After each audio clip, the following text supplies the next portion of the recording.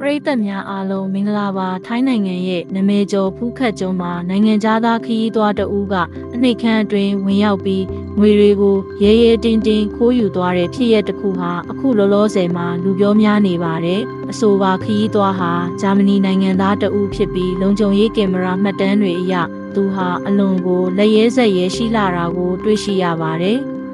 ဖြစ်စဉ်မှာဖူးခတ်မြို့ရန်နောင်းလမ်းပေါ်မှာရှိတဲ့ကျမ်းမာရေးနှင့်နှိတ်ခမ်းဆိုင်တစ်ခုမှာဖြစ်ပွားခဲ့တာပါအခင်းဖြစ်ပွားချိန်မှာဆိုင်ရဲ့ရှေ့ကောင်တာမှာဝန်ထမ်းတွေခိတမရှိခိုက်အဆိုပါဂျာမနီနိုင်ငံသားဟာဆိုင်တွင်းကိုအေးလူဝင်ရောက်လာခဲ့ပါတယ်လုံခြုံရေးကင်မရာမှတ်တမ်းတွေအရသူဟာအစပိုင်းမှာဘာမှမဖြစ်သလိုမျိုးထိုင်ကုန်မှာခိတထိုင်ဆောင်နေခဲ့ပြီးပတ်ဝန်းကျင်ကိုအကဲခတ်နေခဲ့တာပါ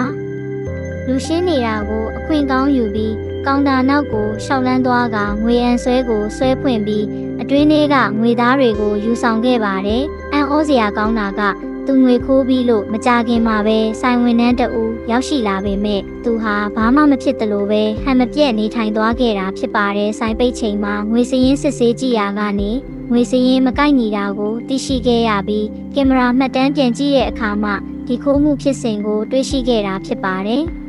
ဆိုင်ဝန်ထမ်းတွေရဲ့ပြောကြားချက်အရအဆိုပါခရီးသွားဟာဆိုင်မှာဝန်ဆောင်မှုယူဖို့အမည်စရင်းပေးသွင်းထားသူဖြစ်တာကြောင့်သူ့ရဲ့အချက်လက်တွေကိုရဲတပ်ဖွဲ့ထံအလွယ်တကူပေးပို့နိုင်ခဲ့ပါတယ်။ဖူးခတ်ရဲတပ်ဖွဲ့ဟာသတင်းရရှိပြီးနောက်ချက်ချင်းစုံစမ်းထောက်လှမ်းခဲ့ရမှာအဆိုပါဂျာမနီနိုင်ငံသားကိုဖမ်းဆီးရမိခဲ့ပါတယ်။သူဟာထိုင်းငွေဘတ်2000ခန့်ကိုခိုးယူခဲ့တယ်လို့ဆွဆွဲခံထားရပြီးလက်ရှိမှာတော့ထိုင်းနိုင်ငံရဲ့ဥပဒေအရအရေးယူဖို့အတွက်ဖမ်းဆီးထိန်းသိမ်းထားပြီးဖြစ်ပါတယ်။အခုလိုခရီးသွားလုပ်ငန်းဖွံ့ဖြိုးတဲ့ဒေသတွေမှာနိုင်ငံသားခရီးသွားတွေအနေနဲ့ရာဇဝတ်မှုကျူးလွန်တာဟာရှားပါပေမဲ့အခုဖြစ်စဉ်ကတော့ဆိုင်ရှင်တွေအတွက်သတိပြုစရာဖြစ်လာခဲ့ပါတယ်။ဆိုင်ထဲမှာအေးဆေးဆေးထိုင်ဆောင်ပြီးမှခိုးယူသွားတဲ့ဒီဂျာမနီနိုင်ငံသားရဲ့လုပ်ရက်ဟာဖူးခတ်ကလုပ်ငန်းရှင်တွေကြားမှာအတော်လေးကိုစိတ်ပျက်စရာဖြစ်ရတစ်ခုဖြစ်ခဲ့ရပါတယ်။